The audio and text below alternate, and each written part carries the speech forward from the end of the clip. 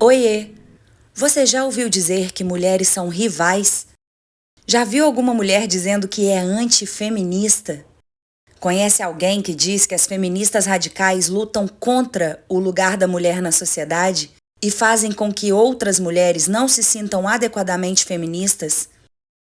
E se eu te disser que toda essa disputa, que toda segregação da luta feminina é proposital, feita para dificultar a nossa união, você acreditaria?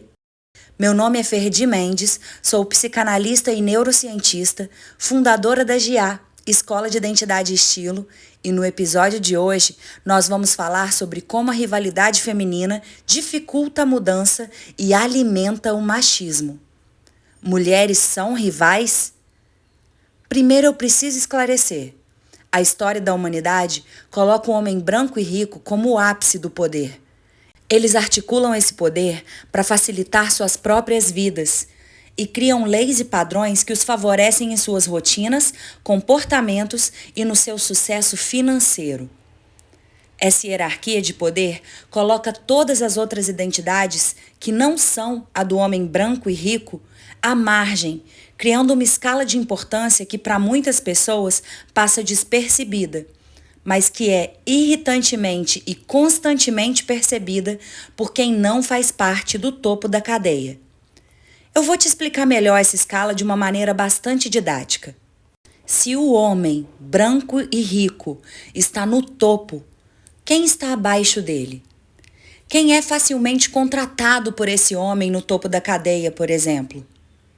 Pois é aí que começa essa escala, por meio das oportunidades e também pela falta delas. Numa entrevista de emprego entre um homem branco e uma mulher branca, a grande maioria das vezes a escolha vai ser pelo homem. Homens contratam outros homens com mais facilidade, pressupondo que eles são mais fortes e prestativos, que vão ocupar melhor os espaços de poder. Um preconceito estereotipado que vê a identidade feminina como um elo fraco. E tem outro ponto importante a se esclarecer nessa mesma escala cruel de poder: o racismo. O homem negro e a mulher negra, principalmente se não tiverem dinheiro suficiente para comprarem o respeito dos preconceituosos, ocupam o ponto mais baixo desse pódio de horrores, sendo a mulher negra a mais vulnerável. Vulnerabilidade sustentada também pela cultura de estupro. Historicamente falando, esses homens poderosos manipulavam situações de abuso e violência, mantendo o poder em suas mãos e fazendo inclusive com que as suas mulheres, a maioria das vezes mulheres brancas, por manipulação, ciúme e insegurança, vissem mulheres negras e indígenas como suas rivais, e vice-versa. Tudo no intuito de afastá-las umas das outras, para que elas não se unissem contra eles e para facilitar o comportamento abusivo deles. Essa mesma estrutura de poder ainda é usada para sustentar a suposta rivalidade feminina, até hoje, em suas mais diversas segregações. A estrutura que criou essa oposição e que alimenta essa rivalidade feminina camufla o fato de que todas as mulheres são subordinadas, sejam elas brancas, pretas, pardas, amarelas, vermelhas, cis, trans, bis, lésbicas, assexuadas, pessoas com deficiência, altas, baixas, gordas, magras, depiladas ou não. Todas são vítima do mesmo sistema patriarcal, capitalista e racista.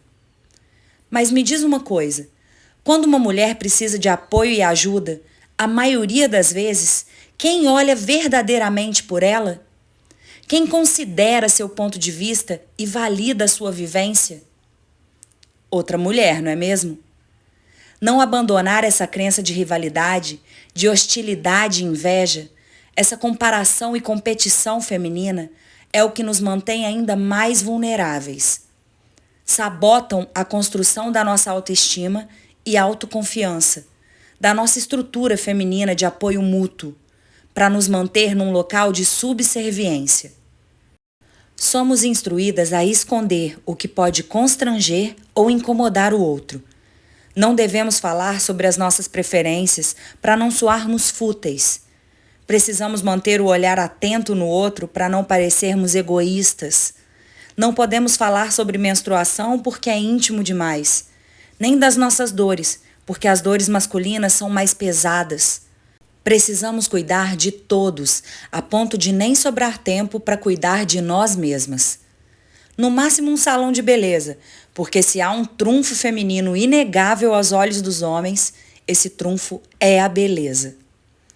Bell Hooks dizia que a disposição para eliminar o racismo não precisa ser violenta, cheia de culpa e responsabilidade moral, de fúria e vitimização. Basta vir da percepção e do desejo de que essa estrutura tenha fim. Com o patriarcado também é assim. Não era para a gente precisar lutar uma contra a outra para dizer qual de nós está mais certa. Bastaria entender a estrutura e a necessidade de mudança para que esses absurdos tivessem fim. Mulheres são rivais?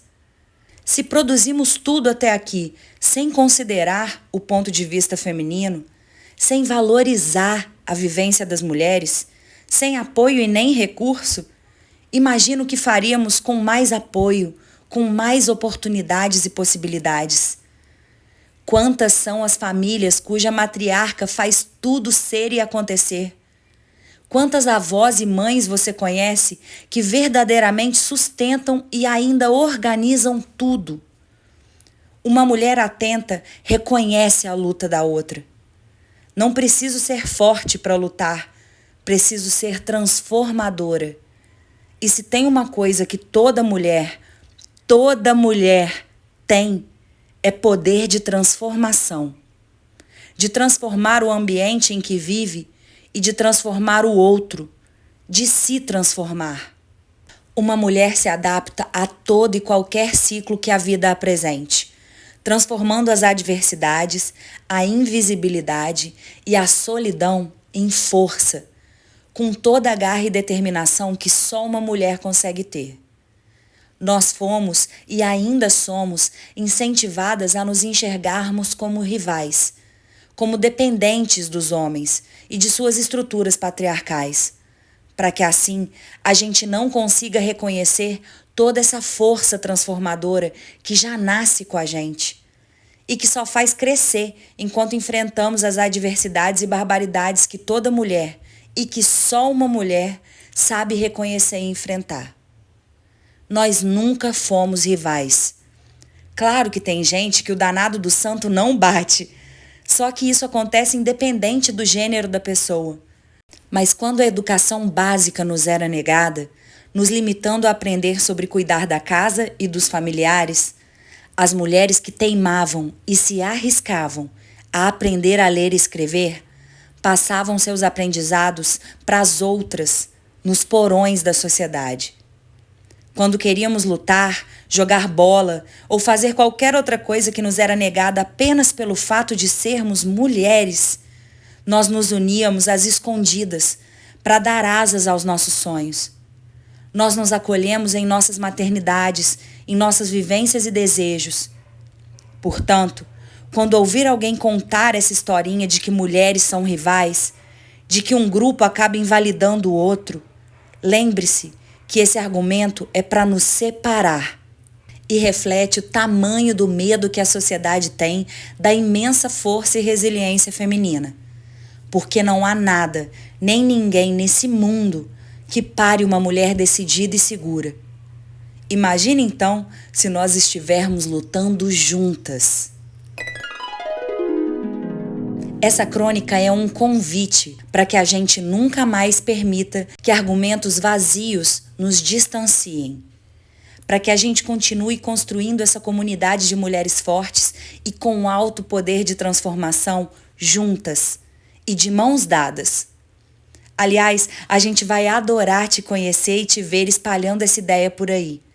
Não esquece de marcar @escolagA. E se você tiver uma história para contar, uma ideia, uma sugestão de tema para o nosso podcast, manda para o batepapo@escolagA.com.br. Por aqui, nós seguimos juntas e cada vez mais livres. Afinal, só o conhecimento liberta. Até o próximo bate-papo da GIA.